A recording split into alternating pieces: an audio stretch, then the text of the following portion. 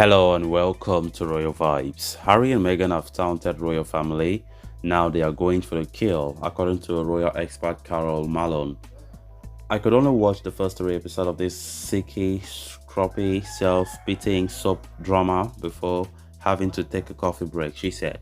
So guys, before we get right into the full story, please do ensure to subscribe if you haven't. Turn on the post bell notification to always stay notified whenever I post a new video. Consider liking the video and please watch right up to the very end. It was 8 a.m. and there is only so much saccharin you can stomach before you have had a 3 shot latte. I reached my limit in the middle of the episode 3 of Meghan and Harry's supposed bombshell new Netflix series, which was actually just a 3 hour. Woe is me, mom. Obviously, I will go back to it because this kind of scamsy slop is addictive. You know, you should look away because it's so cringy, but you can't. You have to stick with it to see what rot they came up with next. And Meghan and Harry, as they so fondly refer to themselves, didn't disappoint. In fact, full credit to Meghan. Her acting skills have improved tenfold since her Suits days, which is just as well because the script writers who helped them tell their love story were straight out of the Hallmark's sickly romantic movie stable, all soapy, schmaltzy, cutesy drivel. But along with the schmarts, they stuck the knife in too. The media, the tabloids, the paparazzi got the worst of it.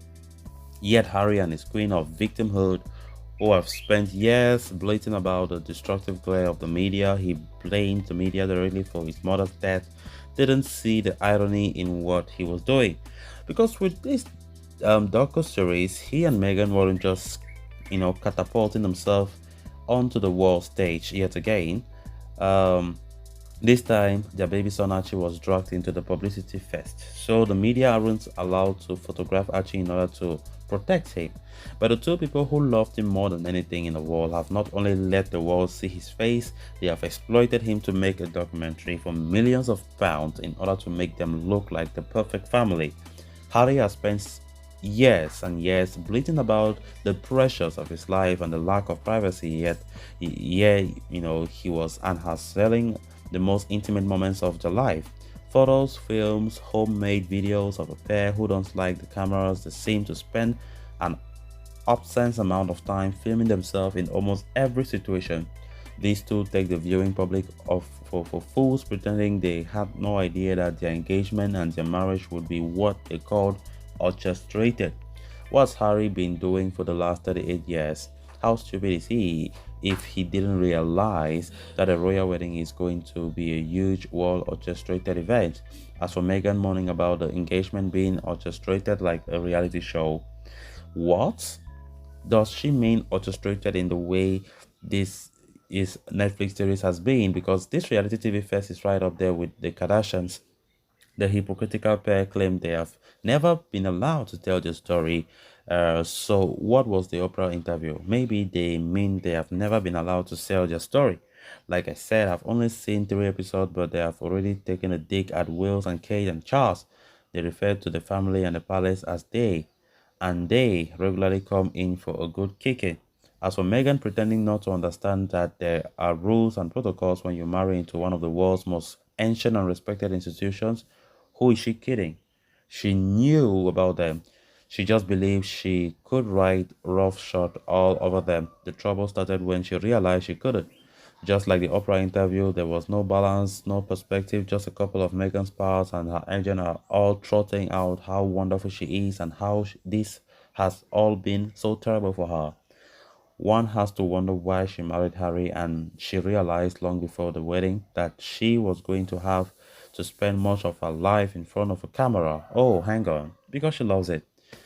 The usual suspects, Afua H and David Alusago, who refer to Meghan as a black princess, which she isn't, were also trotted out to make sure the world knows what a toxic racist caspate Britain is. They even managed to drag the Commonwealth into it, slating us for the slave trade and everything else that was happening in the world at the time. These two had their own version of history, which is about us trustworthy as Harry and Meghan. Hell, even Brexit and immigration was thrown into the mix as the reason people turned on Meghan. Only, of course, the British people didn't turn on Meghan because of the color of her skin. Social media around the world might have done that, but the British people welcomed her with open arms. They adored her. They were thrilled. They are thrilled Harry had found a woman of love. They believed this pairing, their different backgrounds would modernize the monarchy and keep it relevant. Netflix didn't bother with inconvenient truths that the British people only turned on Meghan when she and Harry quit royal life. When they would have been labeled racist and responsible for her leaving, when stories emerged from the palace claiming she would been bossing and bullying staff, having tantrums, being cruel to Kate. It was never anything to do with the color of her skin, but that she didn't suit Meghan's agenda. And rather than chart the actual truth, Netflix on the racism issue and everything else, it let Harry conveniently explain away his own racist behavior when he wore a Nazi swastika on his arm of a party. He was allowed to excuse himself, to tell us he was so ashamed about it that he went to see the chief rabbi here in London and then to Berlin to meet the Holocaust savior. What a hero, huh? He was 20 years old when he wore that swastika. He should have known better. But maybe this is what Harry and Meghan mean when they say they want to sell their story. They want a chance to gloss over all the bad things they have done. So guys, with that, we have come to an end of this episode. Thanks a lot for watching. Until next time. Bye bye.